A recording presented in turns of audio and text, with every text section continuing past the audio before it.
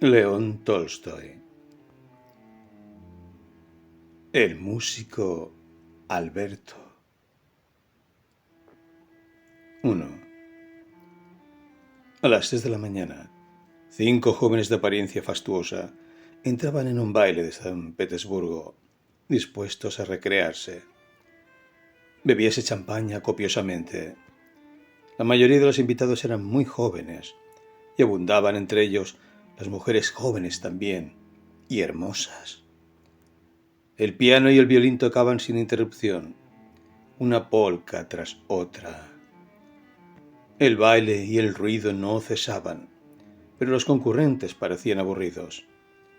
Sin saber por qué, era visible que no reinara allí la alegría que en tales fiestas debe reinar. Varias veces probaron algunos a reanimarla, pero la alegría fingida es peor aún que el tedio más profundo. Uno de los 5 jóvenes, el más descontento de sí mismo, de los otros de la velada, levantóse con aire contrariado, buscó su sombrero y salió con la intención de marcharse y no volver. La antesala estaba desierta, pero al través de una de las puertas oíanse voces en el salón contiguo. El joven se detuvo y púsose a escuchar. «No se puede entrar. Están los invitados», decía una voz de mujer. «Que no se puede pasar, porque allí no entran más que los invitados», dijo otra voz de mujer. «Dejadme pasar, os lo ruego, pues eso no importa», suplicaba una voz débil de hombre. «Yo no puedo dejaros pasar sin el permiso de la señora. ¿A dónde vais?» «Ah». Abríse la puerta y en el umbral apareció un hombre de aspecto extraño. Al ver salir al joven, la criada cesó de retenerle y el extraño personaje saludó tímidamente y, tambaleándose en sus corvas piernas, entró en el salón. Era un hombre de mediana estatura, la espalda encorvada y los cabellos largos y en desorden. Llevaba abrigo roto, pantalones estrechos y rotos, botas abiertas y en muy mal estado. Una corbata parecida a una cuerda se anudaba en su blanco cuello. Una camisa sucia le salía por las mangas sobre las flacas manos. Pero a pesar de la extraordinaria magrura de su cuerpo, su cara era blanca y fresca, y un ligero carmín coloreaba sus mejillas entre la barba y las patillas negras. Los cabellos en desorden descubrían una frente hermosa y pura. Los ojos sombríos, cansados, miraban fija y humildemente y al mismo tiempo con gravedad. Esta expresión confundíase de modo agradable con la de sus frescos y arqueados labios, que se percibían bajo el escaso bigote. Dio algunos pasos y se detuvo. Volvióse hacia el joven y sonrió. Sonrió con algún esfuerzo, pero cuando esta sonrisa asomó a sus labios, el joven, sin explicarse por qué, sonrió también. «¿Quién es ese hombre?», preguntó en voz baja la criada, cuando el otro hubo desaparecido hacia la sala donde se bailaba. «Es un músico de teatro, un loco», respondió la doncella. «A veces visita a la señora». «¿Dónde te has metido, Delesov?», clamaron en la sala. El joven, a quien llamaba Delesov, volvió al salón.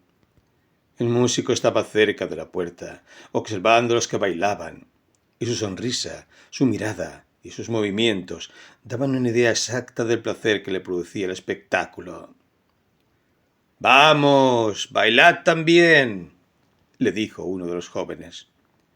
El músico saludó y dirigió a la señora una mirada indagatoria. «Podéis hacerlo, ya que estos señores os invitan», dijo la dama. Los débiles y flacos miembros del músico comenzaron a agitarse con violencia, y guiñando el ojo con una sonrisa, púsose a saltar locamente por la sala. En medio del baile, un oficial muy alegre y que bailaba bastante bien, chocó por casualidad con el músico. Sus febles y cansadas piernas perdieron el aplomo y el músico dio un traspié y cayó cuán largo era. A pesar del ruido seco que produjo su caída, a la primera impresión todos se echaron a reír. Al ver que el músico no se levantaba, calláronse los que reían. Paróse el piano y Delesov fue el primero que se acercó al músico apresuradamente, con la señora de la casa. Estaba el caído apoyado en un codo y miraba al suelo sin expresión alguna.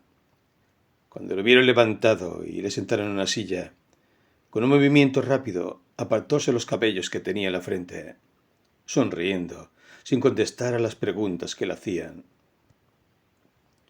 Señor Alberto, señor Alberto, decía la señora de la casa, ¿os habéis hecho daño? ¿Dónde?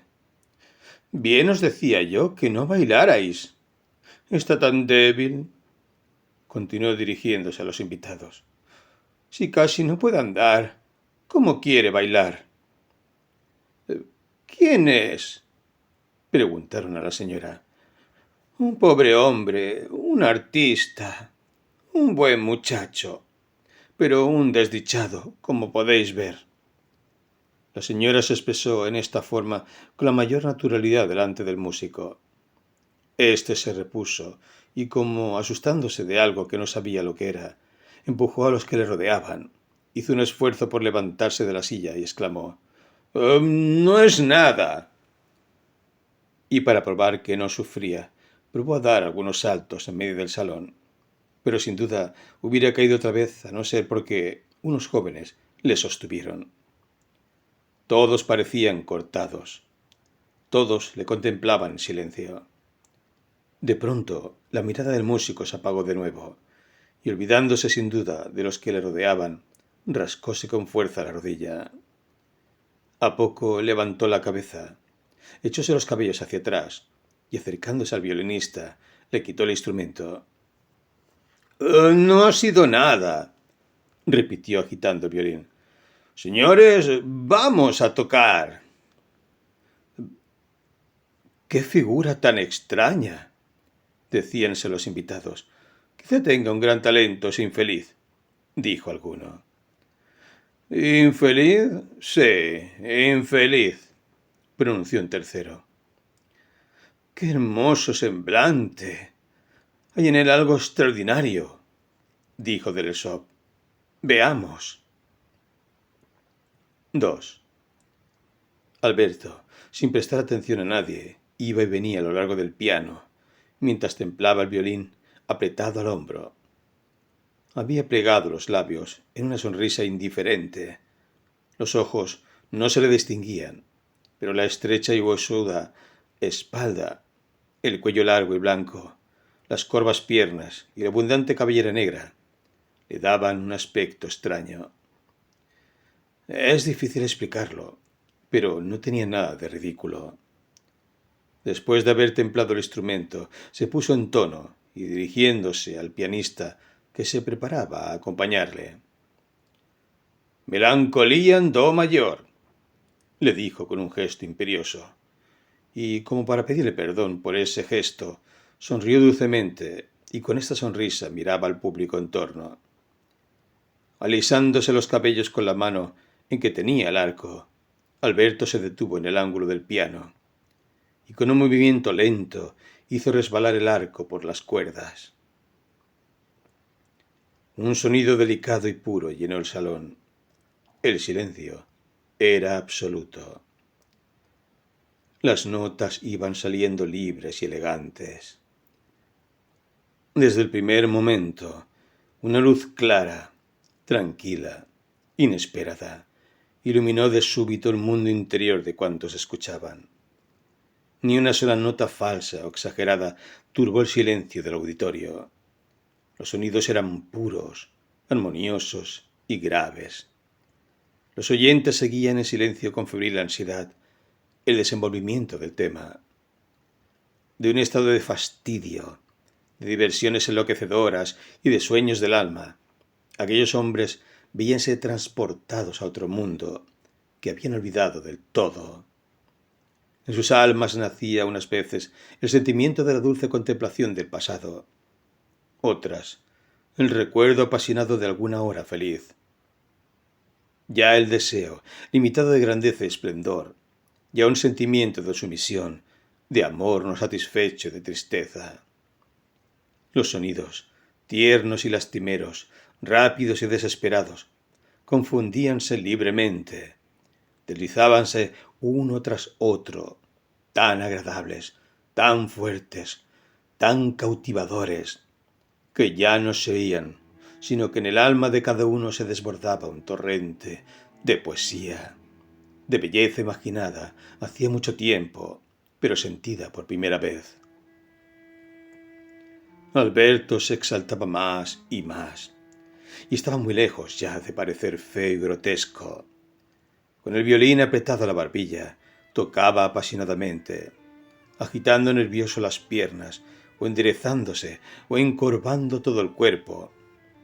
Mantenía el brazo izquierdo plegado e inmóvil, y solo sus huesudos dedos se movían nerviosamente, mientras el brazo derecho se movía con lentitud, de una manera casi insensible y elegante. Su cara revelaba el entusiasmo y la felicidad más completos.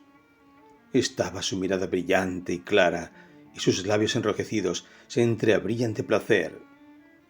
A veces inclinaba más la cabeza sobre el violín, cerraba los ojos, y su cara, casi cubierta por la cabellera, iluminábase con una sonrisa de dicha inmensa. Otras veces enderezábase rápidamente, avanzaba una pierna, y en su pura frente y en su ardiente mirada, que paseaba alrededor de la sala, aparecían grabadas la arrogancia y la fiereza con que sentía su poder. Dio el pianista de pronto una nota falsa, y un gran sufrimiento físico se expresó en todo el músico. Paróse un momento y, golpeando el suelo con el pie, gritó en tono de cólera infantil: «¡No es eso!». El pianista recobró el compás, y Alberto entonces cerró los ojos, sonrió, y olvidándose visiblemente de sí mismo y de los demás, se abandonó completamente a su música. Cuantos se hallaban en el salón mientras Alberto tocaba, guardaron un silencio religioso y parecían no vivir ni respirar siquiera. Un alegre oficial estaba sentado en una silla, cerca de la ventana, mirando al suelo, inmóvil, y dejaba escapar de vez en vez profundos suspiros. Las jóvenes guardaban un silencio religioso. Sentadas a lo largo de la pared, si un murmullo de aprobación que rayaba en entusiasmo llegaba hasta ellas, se miraban entre sí. El rostro afable y sonriente de la dama de la casa irradiaba placer. El pianista, con los ojos fijos en Alberto, trataba de seguirle, y se le advertía en el semblante su temor de equivocarse. Uno de los invitados, que había vivido más de los otros, recostado en un diván, trataba de no moverse para no descubrir la emoción de que era presa. Delesop experimentaba una sensación desconocida. Fría corona que parecía crecer y luego se estrechaba, ceñía su cabeza. Las raíces de los cabellos se le hacían insensibles. Frío de nieve subíale por la espalda y llegaba a su garganta. Finísimas agujas le picaban la nariz y el paladar, y a pesar suyo rodábansele las lágrimas por las mejillas. Se sacudía. Quería enjugarlas sin que nadie lo advirtiera, pero otras brotaban de sus ojos y rodaban por el rostro. Por una extraña asociación de ideas, las primeras notas de violín de Alberto transportaron a Delesop a su primera juventud. Él, que ya no era joven y estaba cansado de la vida, sentíase volver de nuevo a los 17 años, hermoso, contento de sí mismo, bueno, inconsciente y feliz. Acordábase de su primer amor, de su prima, vestida de color de rosa, y de su primera declaración en la avenida de los Tilos. el ardor y el atractivo incomparables de un beso furtivo, la ilusión de los misterios incomprensibles que entonces te rodeaban. En el recuerdo que surgía en medio de la espesa niebla de infinitas esperanzas, de vagos deseos, de una fe inquebrantable en la posibilidad de una felicidad imposible, brillaba la imagen de ella. Todos los momentos no apreciados de esa época se le aparecían uno tras otro, pero no como el momento insípido del presente que huye, sino como imágenes que se paran y, agrandándose, van reproduciendo el pasado. Con infinita alegría las contemplaba y seguía, mas no por el tiempo pasado que hubiera podido emplear mejor, sino porque el tiempo pasado no vuelve jamás. Los recuerdos iban agolpándose a su mente, y el violín de Alberto continuaba diciendo siempre lo mismo. Decía: en ti ha pasado para siempre el tiempo de la fuerza, del amor y de la felicidad. Pasó para siempre. Llora lo pasado. Llora hasta morir sobre lo pasado. Esta es la única felicidad que te queda. Al final de la última variación, el rostro de Alberto se fue poniendo rojo. Brillaban sus ojos extraordinariamente. Gruesas gotas de sudor cayeron sobre sus mejillas. Las venas de la frente se le hincharon. Su cuerpo agitóse cada vez con más fuerza.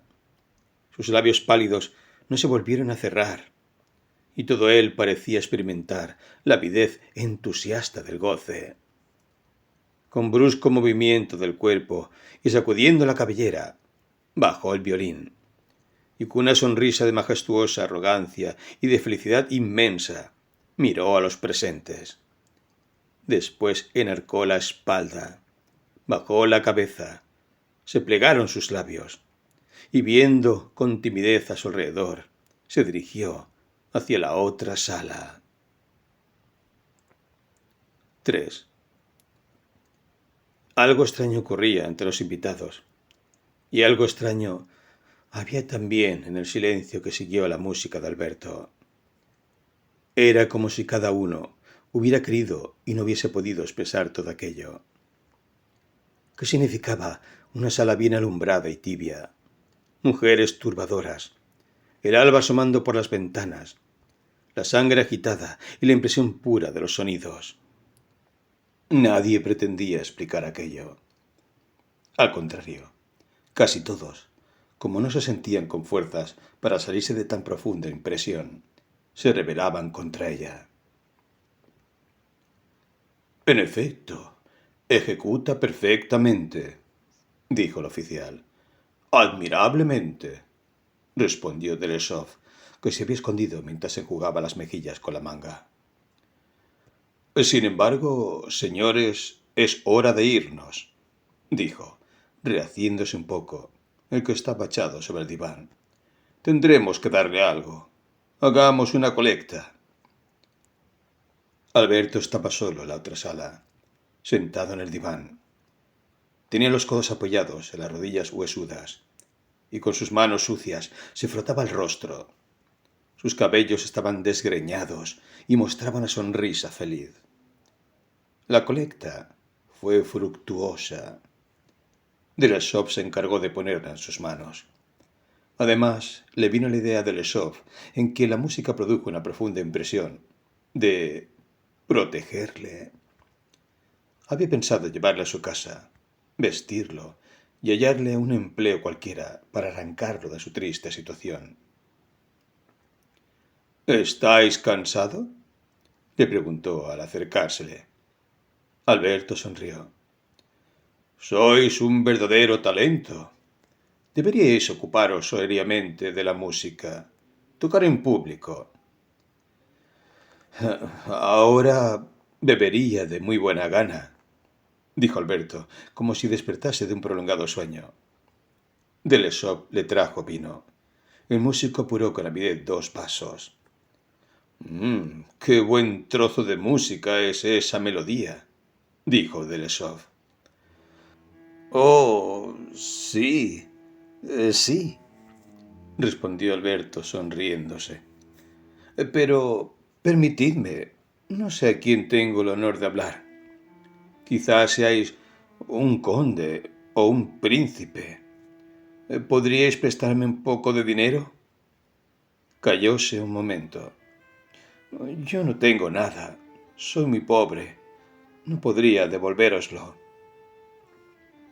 Delesov se sonrojó, apresurándose a entregar al músico el dinero recogido. Muchísimas gracias, dijo Alberto, cogiendo el dinero. Y ahora, si os place, vamos a tocar música. Yo tocaré tanto como queráis, pero os agradecería que me dierais algo de beber, dijo levantándose. Delesov le trajo otra vez vino y le instó para que se sentara a su lado. Me dispensaréis si os hablo con franqueza, dijo Delesov. Vuestro talento me ha interesado tanto. Me parece que estáis en una situación muy difícil. Alberto miraba, ya a Delesov, ya a la señora de la casa, que acababa de entrar en la estancia. Permitidme que os ofrezca el auxilio de mi amistad, continuó Delesov. Si necesitáis alguna cosa, me causaréis una verdadera satisfacción si provisionalmente os instaláis en mi casa.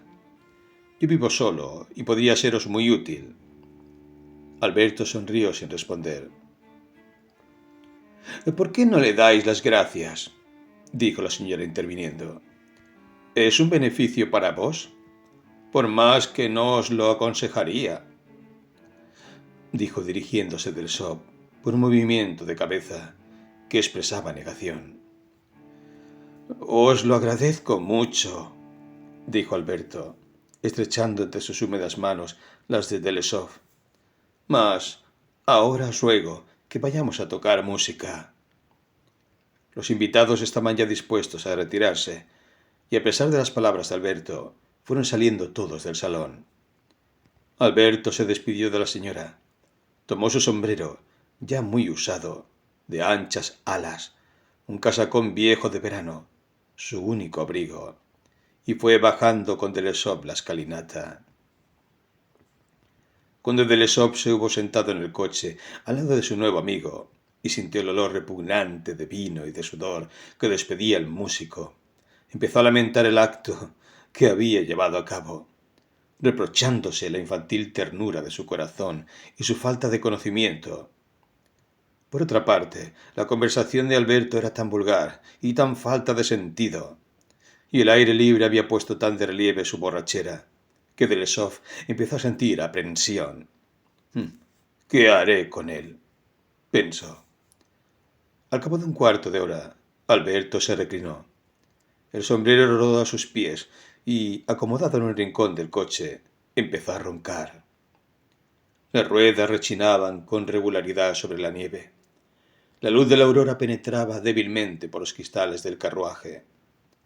Delesov contemplaba a su vecino. Este, envuelto en la capa, yacía cerca de él. Parecíale a Delesov que una cabeza alargada, con una gran nariz negra, se balanceaba sobre el cuerpo del músico, pero, mirándolo más de cerca, vio que lo que tomaba por nariz y la cara eran los cabellos, y que su rostro estaba más abajo. Entonces, la hermosura de la frente y de la boca cerrada de Alberto le impresionaron de nuevo.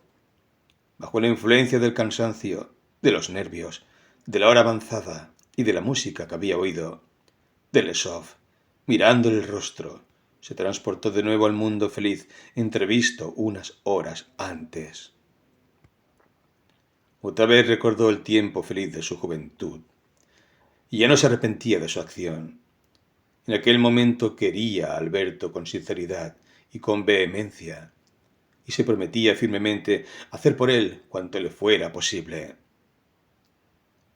4. A la mañana siguiente, cuando Delesov se despertó para ir al servicio, vio con extrañeza en torno suyo el biombo, su viejo criado, y el reloj sobre la mesa. ¿No es acaso todo lo que quiero tener a mi lado?, preguntóse. Entonces se acordó de los negros ojos y de la sonrisa del músico, y del motivo de la melancolía. Y toda la extraña noche de la víspera pasó por su imaginación. Sin embargo, no tuvo tiempo de preguntarse si tenía o no razón para albergar al músico en su casa. Mientras se arreglaba, hizo mentalmente el reparto del día. Tomó papel, dispuso lo necesario para la casa y apresuradamente se calzó las botas y se envolvió en la capa. Al pasar por delante del comedor, miró hacia dentro. Alberto, con la cara escondida entre los almohadones en desorden, con una camisa sucia y rota, dormía pesado sueño sobre el diván de tafilete, donde le instalaron la noche anterior sin conocimiento. Hay algo que no va bien, pensó involuntariamente Delesov. Haz el favor de ir de parte mía a casa de Barozovsky y pídele el violín por 2 días, para dijo al criado. Cuando despierte le haces tomar café y le das alguna ropa mía. Te ruego que en todo le satisfagas. Cuando Delesov llegó por la noche a su casa, le sorprendió no encontrar a Alberto. ¿A dónde ha ido?, preguntó al criado. Se fue después de comer, respondió éste. Cogió el violín y se fue prometiendo volver al cabo de 1 hora, y aún no ha vuelto. Eso sí que me molesta, exclamó Delesov. ¿Por qué le has dejado salir, Zakhar? Zakhar era un criado peterburgués que servía a Delesov hacía 8 años. Como soltero que vive solo, le confiaba, sin querer, sus intenciones y le gustaba saber su opinión en todos sus asuntos. ¿Cómo queríais que me hubiese atrevido a no dejarle salir?, respondió Zakhar, mientras jugaba con su gorro. Si me hubieses dicho que lo retuviese, yo habría podido entretenerlo en casa, pero me hablasteis tan solo del vestido. ¡Cuánto me contraría! ¿Qué hizo mientras yo estuve fuera? Zakhar sonrió. Se puede decir que es un verdadero artista. Tan pronto como despertó, pidió vino madera. Después estuvo jugando un buen rato con la cocinera y el criado del vecino. Es muy bromista. Sin embargo, tiene buen carácter. Le llevé el té y la comida, pero no quiso comer nada, empeñado en invitarme siempre. Qué bien sabe tocar el violín. Estoy seguro de que un artista así no se encuentra ni en casa de Igler. A un artista así sí vale la pena sostenerlo. Cuando tocó Boguemos río abajo, en el Volga paternal, parecía que un hombre llorara. Hermosísimo. Todos los criados de la casa entraron en la sala para escucharle. Bueno. ¿Le diste ropa?, interrogó el amo. Sin duda. Le he dado una de vuestras camisas de noche y mi abrigo. Se debe ayudar a un hombre así. Es verdaderamente un buen muchacho. Zakhar se sonrió. Me ha estado preguntando el grado que tenéis, si tenías altas e importantes amistades y el número de vuestros simos. Está bien. Ahora habrá que buscarle, y de aquí en adelante no darle nunca de beber. Si no, se pondrá peor aún. Es verdad, interrumpió Zakhar. Es evidente que su salud está muy quebrantada. En casa de los amos, había un empleado que siempre estaba así. Delesov, que hacía tiempo conocía la historia del empleado, un borracho inveterado, no le dejó concluir, y le ordenó prepararlo todo para la noche e ir en busca de Alberto y traérselo. Se metió en cama, apagó la bujía, pero no pudo dormir pensando siempre en Alberto. Aunque esto les parezca extraño a muchos de mis amigos, pensaba Delesov, es tan raro el poder hacer alguna acción desinteresada, que hay que dar las gracias a Dios cuando este caso se presenta. Yo no dejaré de hacerlo. Haré todo, absolutamente todo lo que pueda para ayudarle. Quizá no esté loco y sea un extravío el efecto simplemente de la bebida.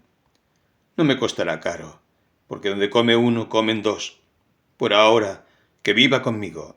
Después ya le encontraremos empleo para sacarle del banco de arena en que está encallado. Más tarde ya veremos. Una agradable satisfacción de sí mismo le embargó después de estas reflexiones. Verdaderamente no soy del todo malo. No, al contrario, soy muy bueno en comparación con los demás, pensó. Estaba casi dormido cuando le distrajo el ruido de la puerta que se abría y de unos pasos en la antesala. Tendré que ser más severo con él. Debo hacerlo y será mucho mejor, se dijo. Apoyó el dedo en el timbre y llamó. ¿Qué? ¿Le has traído? Le preguntó a Zacar, que entraba. Ese hombre está en estado lastimoso, dijo Zacar, moviendo la cabeza con solemnidad y cerrando los ojos. ¿Qué? ¿Está ebrio? Está muy débil. ¿Y el violín? ¿Dónde está? Lo he traído. La señora me lo ha dado. Pues bien, te ruego no le dejes pasar ahora. Métele después en la cama y mañana por la mañana vigílale atentamente para que no salga de casa. Pero aún no había salido Zacar cuando Alberto entraba ya a la habitación. 5. ¿Ya queríais dormiros? Dijo Alberto sonriendo. Estuve en casa de Ana Ivanovna. He pasado una velada agradable. Se tocó música. Hubo que reírse. La reunión fue deliciosa. Permitidme que beba un poco, añadió cogiendo el jarro de agua que estaba encima de la mesa. Pero no es agua lo que deseo. Alberto estaba como la víspera, la misma encantadora sonrisa en los labios, la frente despejada y los miembros débiles. El abrigo de Zacar le caía admirablemente, y el cuello alto y limpio de la camisa de noche encuadraba de una manera pintoresca su cabello fino y blanco, dándole un aspecto señoril e inocente.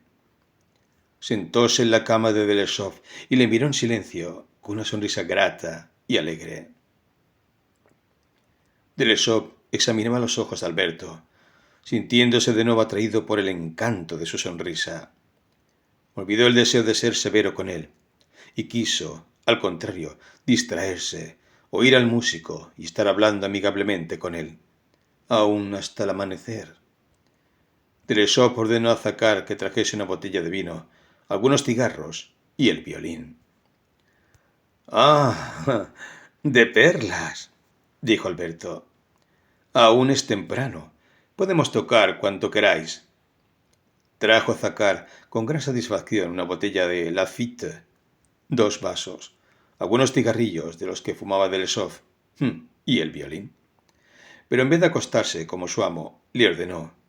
Encendió un cigarro y se sentó en la sala contigua. «Mejor es que hablemos», dijo Delesov al músico, que tomaba ya el violín. Alberto se sentó con cuidado en la cama y volvió a sonreír alegremente. «Oh, sí», dijo, dándose una palmada en la frente y tomando una expresión curiosa e inquieta, pues en la expresión de su cara salía siempre lo que pensaba. «Permitidme que os pregunte». Detuvo un momento. «Este caballero que estaba con vos ayer noche, al que llamabais N, ¿no es el hijo del célebre N?» «Su propio hijo», respondió Delesov, no comprendiendo lo que eso pudiera interesar a Alberto. «Eso es», dijo sonriéndose con satisfacción. Le reconocí al momento, en sus modales particularmente aristócratas. Me gusta mucho la aristocracia, porque hay en ella elegancia y belleza. «¿Y aquel oficial que bailaba tan bien?», preguntó. «También me gustó mucho. Parecía tan noble, tan alegre. Es el ayudante de campo, N. «¿Cuál?», preguntó Delesov. «Aquel con quien tropecé cuando bailábamos. Debe de ser un corazón de oro». Es muy libertino, respondió Delesov. Oh, no, replicó calurosamente Alberto. En él se nota algo muy agradable, y es un buen músico, añadió.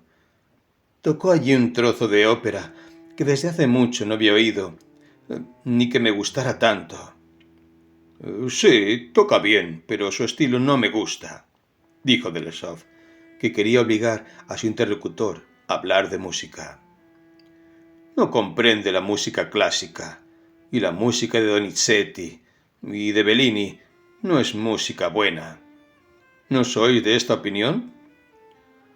Oh, no, no, dispensad, dijo Alberto con expresión deferente. La música antigua es una y la nueva es otra. En la música nueva hay también trozos extraordinariamente hermosos. La sonámbula, el final de Lucía, Chopin, Roberto. He pensado muchas veces, paraos un momento concentrando el pensamiento, que si Beethoven viviese, lloraría de placer escuchando la sonámbula. En todas partes se encuentra lo bueno. La primera vez que oí la sonámbula fue cuando vinieron la Viardot y Rubini. Era... ¡Ah! Y brillaron en los ojos, e hizo un gesto con las manos, como si hubiese querido arrancarse algo del pecho. Con un poquito más... ¿Y ahora? ¿Qué os parece la ópera? Preguntóle Delesov. Bocia es buena, muy buena, extremadamente elegante, pero no tiene nada aquí, dijo señalando su hundido pecho. A un artista le hace falta pasión, y ella no la siente. Como gustar, ya gusta, pero no entusiasma. ¿Y la Blanche? Le oí en París, en el Barbero de Sevilla.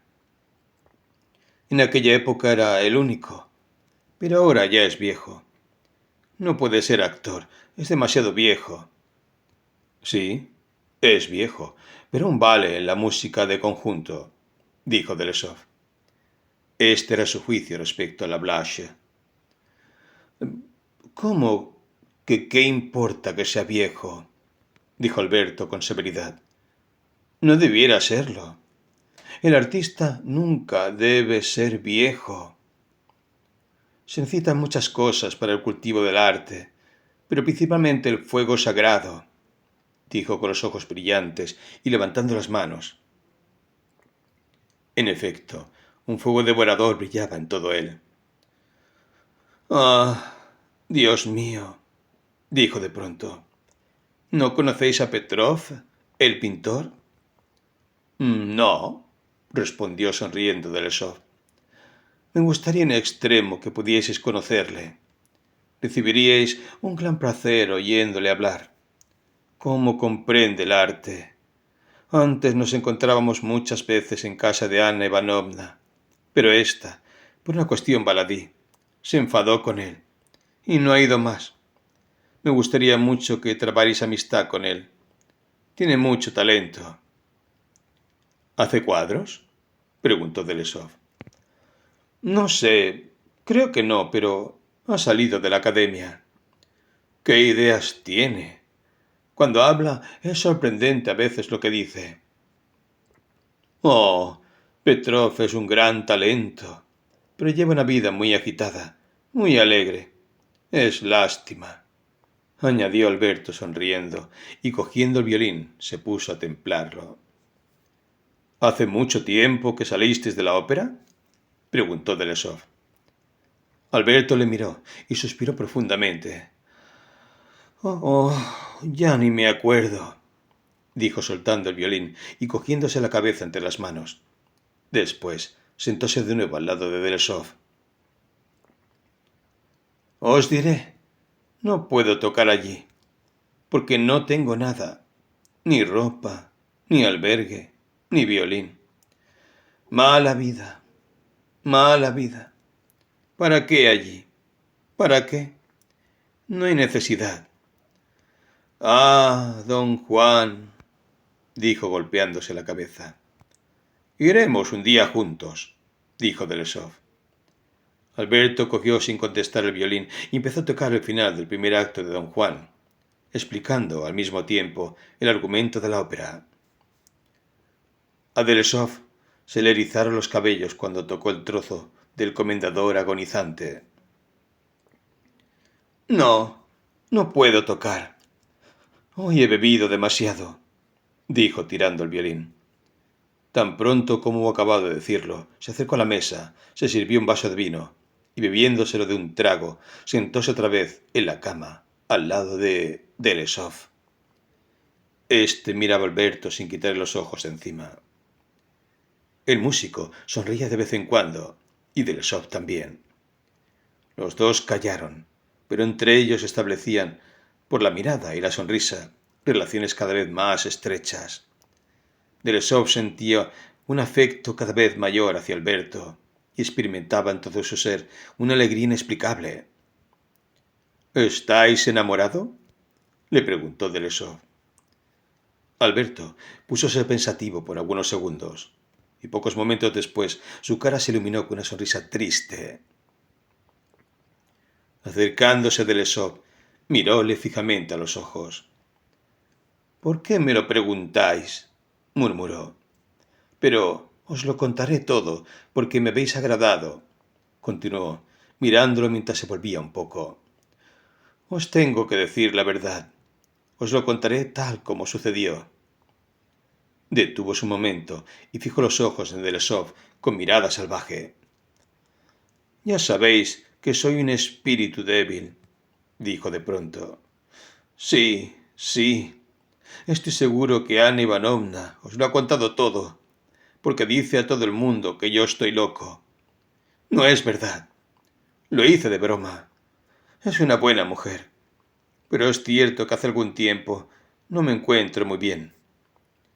Alberto callóse de bueno. Sus ojos fijos y muy abiertos miraban hacia la puerta oscura. ¿Me habéis preguntado si amaba? Sí. He amado. Hace mucho tiempo, cuando aún estaba empleado en el teatro. Era el segundo violín en la ópera, y ella venía al palco proscenio de la izquierda. Alberto se levantó, e inclinándose al oído de Delesov dijo: ¿Para qué nombrarla? Sin duda la conocéis. Todos la conocen. Yo trataba de no amarla, porque no soy más que un pobre artista, y ella era de la aristocracia. Yo lo sabía. Por eso me contentaba nada más que con mirarla, sin pensar en nada. Alberto púsose pensativo, juntando sus recuerdos. ¿Cómo sucedió? No lo puedo recordar. Pero un día me mandó llamar para que la acompañara con el violín. Yo, un pobre artista, dijo suspirando, mientras levantaba la cabeza. Pero no puedo explicarlo. No puedo. Qué feliz fui entonces. ¿Fuisteis muchas veces a su casa?, preguntó Delesov. Una vez, una sola vez, pero fui muy culpable. Me volví loco. Yo, un pobre artista, y ella, una dama noble. No le debía haber dicho nada, pero estaba loco y cometí una torpeza. Desde entonces, todo concluyó para mí. Petrov dijo la verdad. Más me hubiera valido verla solamente en el teatro. ¿Qué hicisteis entonces?, preguntó Delesov. Esperad. Eso no puedo explicarlo. Y ocultando el rostro entre las manos, callóse un momento. Llegué tarde a la orquesta por haberme entretenido bebiendo con Petrov y me sentía muy turbado. Estaba ella en su palco, hablando con un general que no sé quién sería. Estaba sentada en la delantera y tenía la mano apoyada sobre la barandilla. Llevaba un vestido blanco. En el cuello un collar de perlas. Mientras seguía hablando, me miró 2 veces. Su peinado era así. Yo no tocaba. Estaba de pie cerca del bajo y la miraba. Por primera vez en mi vida me sucedió una cosa extraña. Estaba hablando con el general y me miraba. Comprendí que hablaba de mí. Y de pronto me di cuenta de que no estaba en la orquesta, que estaba en su palco y que tenía sus manos entre las mías. ¿Qué era aquello? Exclamó Alberto, y calló. Vehemencias de la imaginación, dijo Delesov. Pero no puedo explicarlo, respondió Alberto, crispándose todo. Yo era un pobre. Yo no tenía casa. Y cuando iba al teatro muchas veces era para dormir. ¿Cómo? ¿En el teatro? ¿En la sala de espectáculos vacía? ¿Oscura? Oh, yo no tengo miedo de esas tonterías. Esperad, tan pronto como todos habían marchado, iba al palco donde ella se sentaba y me dormí allí. Esta era mi única alegría. Qué noches he pasado en ese lugar. Una sola vez gocé de veras una noche parecida. Durante el sueño veía tantas cosas, pero no puedo explicároslo todo. Alberto bajó la cabeza y miró a Delesov y preguntó otra vez. ¿Qué era aquello? Es muy extraño, exclamó Delesov. No, esperad, oídme. Y acercándose a Delesov, empezó a hablarle en voz baja. Yo besaba su mano y lloraba a los pies de ella. Después le estuve hablando un buen rato, sintiendo el suave olor de perfumes y el timbre de su voz. Luego cogí el violín y me puse a tocar con suavidad. Y según creo, admirablemente. Nunca he tenido miedo de las tonterías que cree el vulgo, porque no creo en ellas. Pero aquella noche pasó algo, dijo con extraña sonrisa y poniéndose las manos en la cabeza. Estaba asustado por mi pobre espíritu, porque me parecía que pasaba algo en mi cabeza. Quizá no fuese nada. ¿Cuál es vuestro parecer?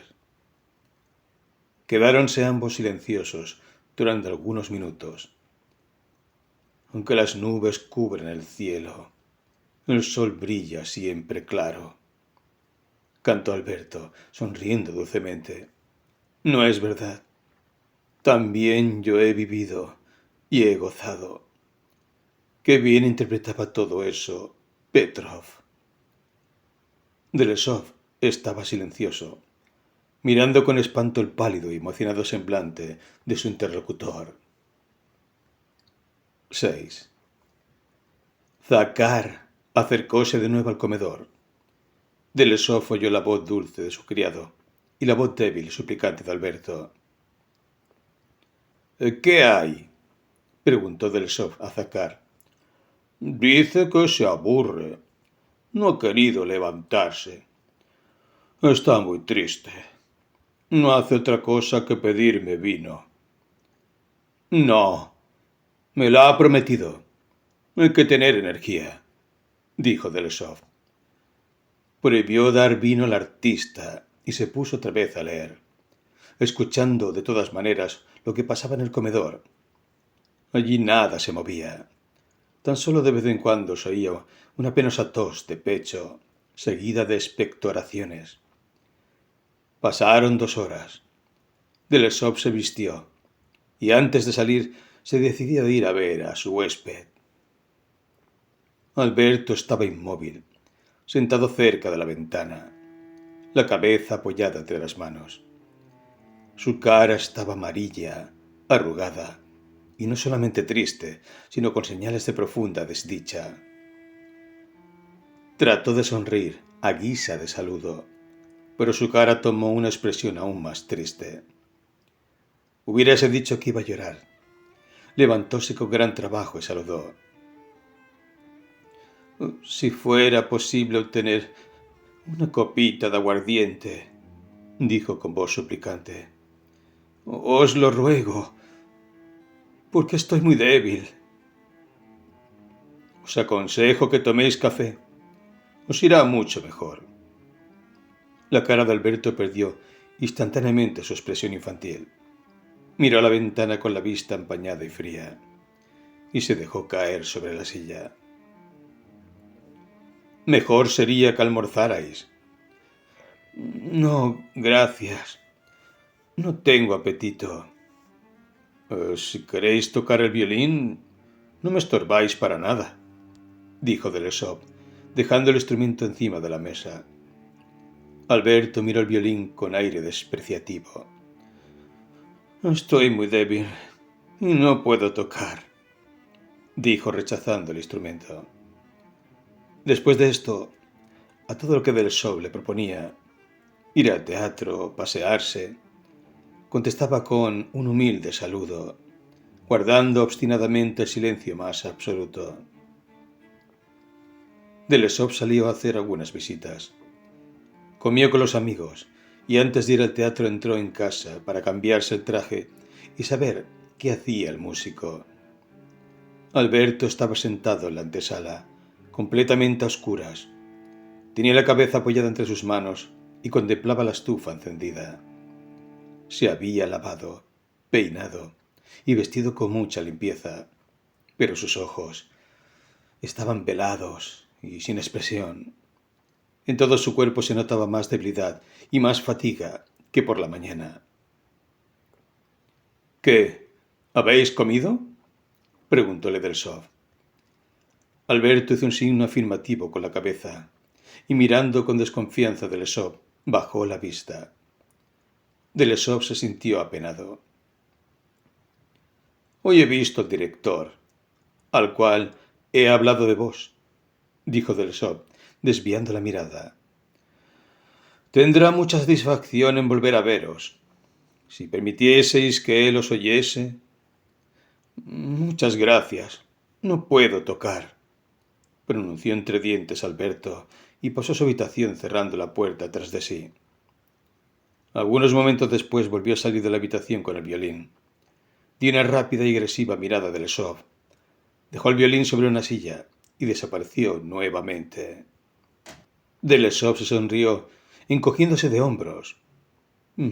¿Qué debo hacer? ¿De qué soy culpable?, pensó.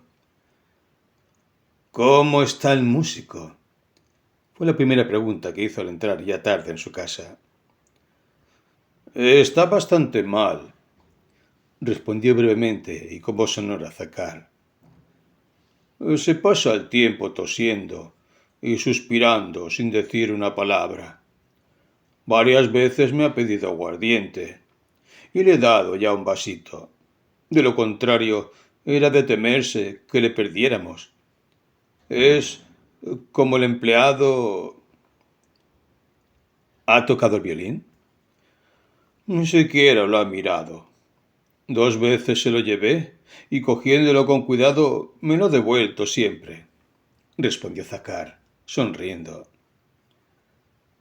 ¿No ordenáis más que se le dé de beber? No, esperemos un día y veremos lo que pasa. ¿Qué hace ahora? Está encerrado en el salón. Delesov pasó a su despacho y tomó algunos libros en francés y el Evangelio en alemán. Mañana pone estos libros en su cuarto y cuidado con dejarle salir, le dijo a Zakhar. A la mañana siguiente Zakhar informó de que el músico no había dormido en toda la noche y que había tratado de abrir las puertas, pero que gracias a sus cuidados estaban bien cerradas. Díjole además que, haciéndose el dormido, había oído a Alberto hablar bajo, agitando con fuerza las manos.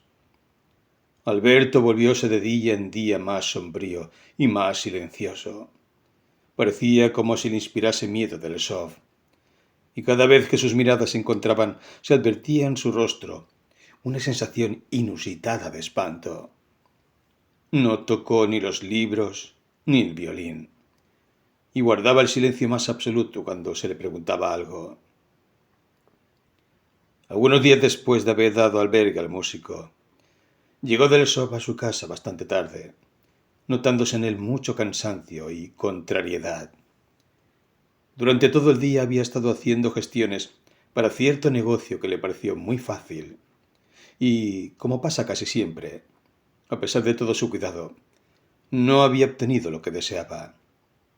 Además, en el club había perdido algo y estaba de muy mal humor. «Que Dios le proteja», respondió Zacar, el cual le explicaba la triste situación de Alberto.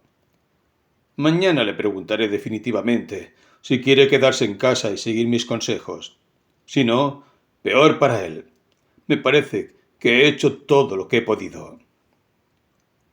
La palabra todos se refería a los hombres en general y en particular a aquellos con quienes había hablado por la mañana. ¿Qué será de él ahora? ¿En qué piensa? ¿Qué es lo que le entristece? ¿Echa de menos el desarreglo y humillación en que vivía? ¿La mendicidad de donde le he sacado? Evidentemente ha caído muy bajo para que pueda acostumbrarse de nuevo a una vida honrada. No, es una chiquillada, dijo Delesov. ¿Por qué me he de meter a corregir a los demás? Que Dios me permita arreglarme a mí mismo. Quiso dejarle marchar enseguida, pero reflexionó un momento y lo dejó para el día siguiente. Durante la noche, Delesov despertó con el ruido de una mesa que se había caído en la antesala y oyó voces y pasos en la misma. Encendió una bujía y escuchó con ansiedad. «Esperad, quería llamar al amo», decía Zacar. Alberto murmuraba palabras incoherentes. Delesov saltó del lecho y con la bujía en la mano corrió a la antesala. Zacar, en traje de noche, estaba de pie delante de la puerta. Alberto, con el sombrero y el abrigo, trataba de apartarle de la puerta, gritando con voz quejumbrosa. «No podéis impedirme el paso. Tengo el pasaporte. Yo no me llevo nada. Podéis registrarme si queréis. Iré al jefe de policía». «Permitidme», dijo Zacar a su amo, mientras continuaba defendiendo la puerta con la espalda. «Se ha levantado esta noche. Ha encontrado la llave de mi abrigo y se ha bebido una botella entera de aguardiente azucarado. ¿Está bien eso? Y ahora quiere marcharse». «Nadie puede detenerme. No tenéis ese derecho», gritaba elevando cada vez más la voz. «Quítate de ahí, Zacar», dijo Delesov, y dirigiéndose a Alberto. «Yo no quiero ni puedo deteneros, pero os aconsejo quedaros hasta mañana». «Nadie puede detenerme. Iré a ver al jefe de policía», gritaba cada vez más, con más fuerza, Alberto, dirigiéndose tan solo a Zacar y sin mirar a Delesov. «¡Ladrones!», gritó de pronto con voz espantosa. «¿Pero por qué gritáis así? Nadie os detiene». Zacar abrió la puerta. Alberto cesó de gritar. «No lo habéis logrado. Queríais matarme. Pues no», murmuró, tomando sus zapatos de goma. Sin decir adiós y mascullando palabras incomprensibles, salió. Zacar le alumbró hasta la puerta y volvió. «Gracias a Dios. Hubiera acabado mal», dijo a su amo. «Ahora hay que mirar los objetos de plata, a ver si están todos». Delesov movió la cabeza sin responder. Acordábase de las 2 primeras veladas pasadas con el músico.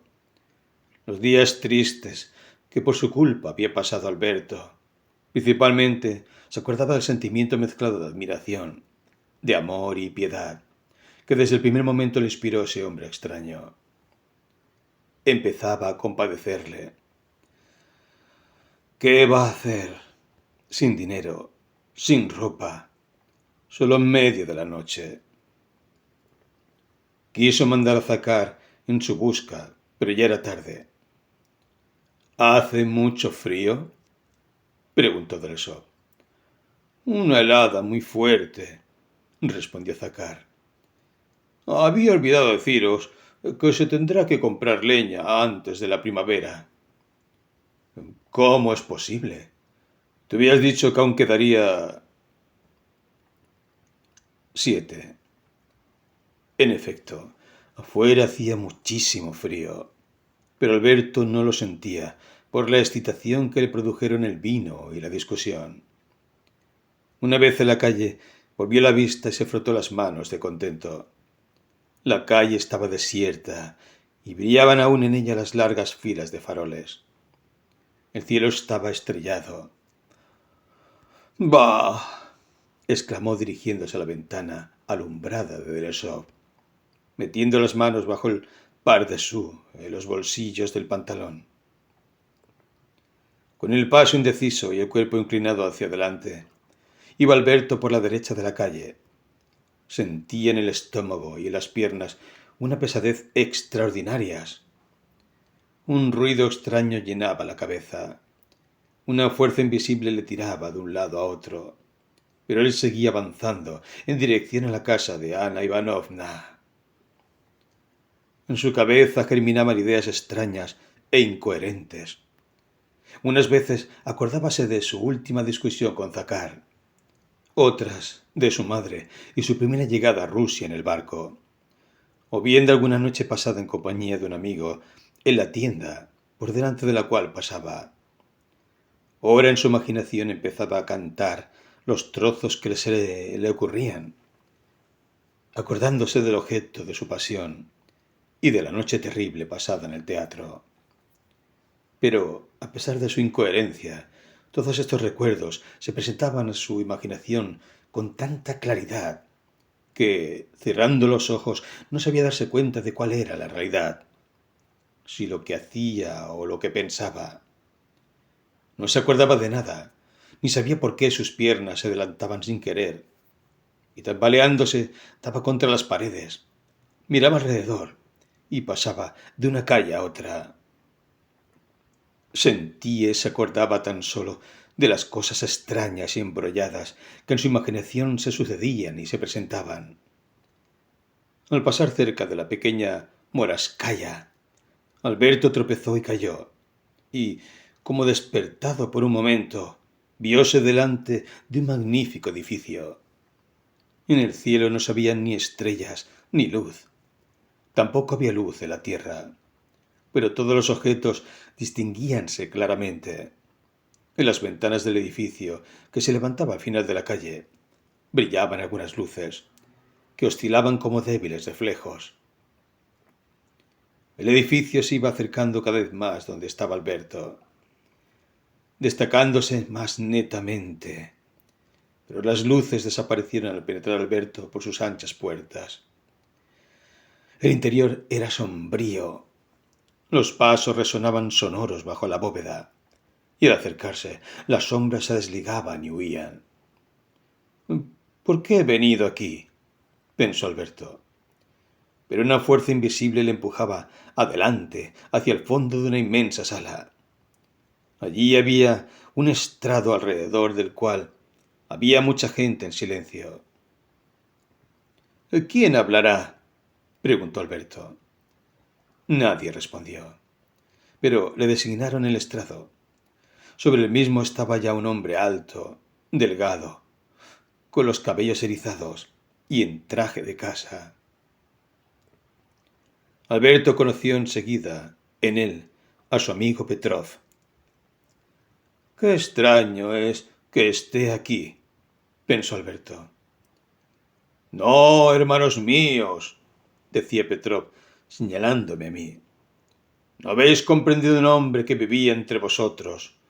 No lo habéis comprendido. No era un artista cualquiera, ni un tocador mecánico, ni un loco, ni un hombre perdido. Era un genio, un gran genio musical despreciado por todos nosotros». Alberto comprendió el momento de quién hablaba su amigo, pero, por no molestarle, por modestia, bajó la cabeza. «En él Ese fuego sagrado de que todos nos servimos lo ha consumido todo como una simple paja. Pero él ha cumplido cuanto Dios puso en él, y por eso debemos llamarle un gran hombre. Vosotros podíais despreciarle, hacerle sufrir, humillarle. Continuó elevando cada vez más la voz. Pero era y será infinitamente superior a todos vosotros. Nos desprecia a todos, pero se consagra tan solo a lo que le viene de arriba. Ama una sola cosa, lo bello, el solo bien indispensable en el mundo. Sí, él aquí, este es. Caed todos ante él de rodillas, gritó en voz alta. En ese momento surgió otra voz al otro lado de la sala. Yo no quiero arrodillarme delante de él, dijo la voz, en la que Alberto reconocía del show. ¿Por qué es grande? ¿Y por qué hemos de inclinarnos delante de él? ¿Se ha conducido con lealtad? ¿Ha sido útil a la sociedad? Sabemos que ha pedido dinero prestado y que no lo ha devuelto, que ha empeñado el violín de uno de sus amigos. Dios mío, ¿cómo sabe todo eso? Pensaba Alberto, bajando cada vez más la cabeza. Sabemos que por el dinero adulaba a los hombres, continuó Delesov. ¿No sabemos acaso cómo le despidieron del teatro? ¿Cómo Ana Ivanovna quiso entregarle a la policía? Dios mío, todo eso es verdad. Pero defiéndeme. Tú eres el único que sabes por qué he hecho todo eso, pronunció Alberto. Basta ya. Tened vergüenza, replicó de nuevo la voz de Petrov. ¿Qué derecho tenéis para acusarle? ¿Habéis vivido su vida? ¿Habéis experimentado su embeleso? Es verdad, murmuró Alberto. El arte es la manifestación más grande de la potencia humana. Es el privilegio de los pocos elegidos, que los eleva a una altura en que la cabeza gira y es difícil mantenerse incólume. En el arte, como en todas las luchas, hay héroes que se dan enteros al servicio y se pierden antes de alcanzar la meta. Petrov calló, y Alberto, levantando la cabeza, gritó en voz alta: ¡Es verdad! ¡Es verdad! Pero su voz se apagó sin ningún sonido. Eso no os concierne, siguió con severidad el pintor Petrov. Sí, humilladle, despreciadle, pero de todos nosotros es el mejor y el más feliz. Alberto, que escuchaba todas esas palabras con la alegría en el alma, no pudo contenerse y se acercó a su amigo para abrazarle. Vete, que no te conozco, respondió Petrov. Sigue tu camino, si no, no llegarás. Mira cómo se ha puesto. No podrá llegar, gritó el guardia al volver la esquina. Alberto se levantó, juntó sus fuerzas y, tratando de no tambalearse, dobló la callejuela. De allí a la habitación de Ana Ivanovna no había más que algunos pasos. La luz de la antesala reflejábase sobre la nieve del patio. Cerca de la puerta cochera estaban estacionados gran número de trineos y coches. Apoyando su helada mano en la barandilla, subió la escalera y llamó. El dormido rostro de la criada mostróse por la ventanilla de la puerta, mirando con aire de desprecio a Alberto. «¡No se puede entrar!», gritó. «Tengo orden de no dejar entrar», y cerró de golpe la ventanilla. El sonido de la música y las voces de las mujeres llegaban hasta la escalera. Alberto sentóse en el suelo, apoyó la cabeza contra la pared y cerró los ojos. Tan pronto como los cerró, le asaltó una multitud de visiones extrañas que, con mayor fuerza, le transportaron de nuevo al hermoso y libre reino del sueño. Sí, es el mejor y el más feliz, repetía involuntariamente en su imaginación. A través de la puerta oíanse los compases de la polca, y sus sonidos decíanle también que era el mejor y el más feliz. De la cercana iglesia oíase el continuo repique de campanas, las cuales repetían: «Sí, es el mejor y el más feliz». «Iré otra vez a la sala», pensó Alberto. «Petrov debe estar hablando todavía». En la sala ya no había nada, y en vez de Petrov estaba Alberto subido en el estrado, tocando con el violín todo lo que antes decía la voz. Pero el violín era muy raro, era todo de cristal. Lo tenía que coger con las dos manos y apretarlo con fuerza contra el pecho para que tocara. Los sonidos eran tan dulces y agradables que Alberto no había oído nunca nada que lo igualase.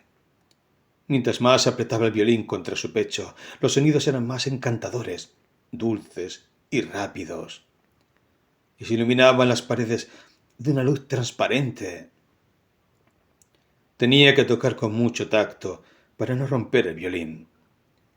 Alberto tocaba en el instrumento de cristal, con gran maestría, trozos que él oía bien, pero que nadie oiría jamás. Ya empezaba a cansarse cuando le distrajo un sordo y lejano ruido. Era el de una campana que pronunciaba estas palabras.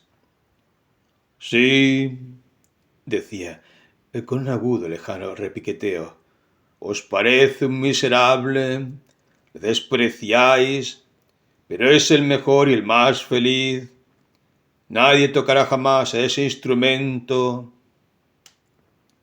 Estas palabras, no conocidas ni oídas, le parecieron de pronto tan inteligibles, tan nuevas y tan justas, que cesó de tocar, y esforzándose para no hacer ruido, levantó las manos y elevó los ojos al cielo. Sentíase en aquellos momentos hermoso y feliz. La sala estaba vacía y, sin embargo, Alberto levantaba con arrogancia la cabeza, irguiéndose en el estrado para que todos pudiesen verle. De pronto, una mano le tocó ligeramente la espalda. Volvióse, y en la media luz que reinaba distinguió a una mujer. Esta le miró tristemente y movió la cabeza. Él comprendió enseguida que lo que hacía no estaba bien y le dio vergüenza.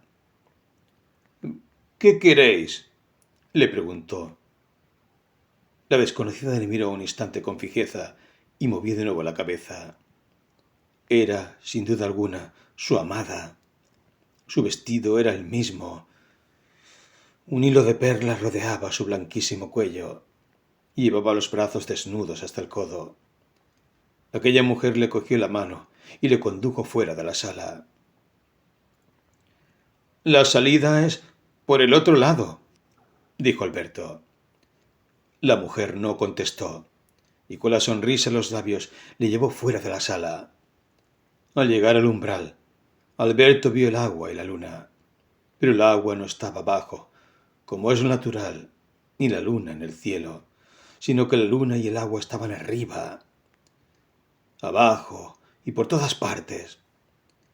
Alberto lanzóse con ella hacia la luna y hacia el agua, y comprendió que podía besar y abrazar a la que más amaba en el mundo. Mientras la besaba, sentía en todo su ser una felicidad sin límites. «¿No es un sueño?», se preguntaba. Pero no, era la realidad, más que la realidad. Era la realidad y el recuerdo. Presentía que la felicidad inapreciable que gozaba en aquellos instantes pasaría para no hallarla nunca más. «¿Por quién, pues, lloro?», le preguntó. Ella le miraba triste y silenciosamente.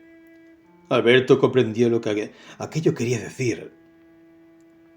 «Pero, ¿cómo puede ser, si aún estoy vivo?», pronunció. La mujer, sin responderle e inmóvil, miraba hacia adelante. «Esto es horrible.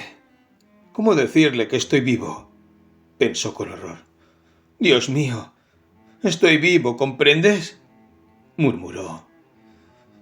Es el mejor y el más feliz, seguía diciendo la lejana voz. Era algo que pesaba cada vez con más fuerza sobre Alberto. Era la luna, el agua, los besos o las lágrimas. No lo podía comprender, pero no se le ocultaba que muy pronto habría concluido todo. Dos invitados salieron de casa de Ana Ivanovna. Tropezaron con Alberto, que estaba tirado en el suelo.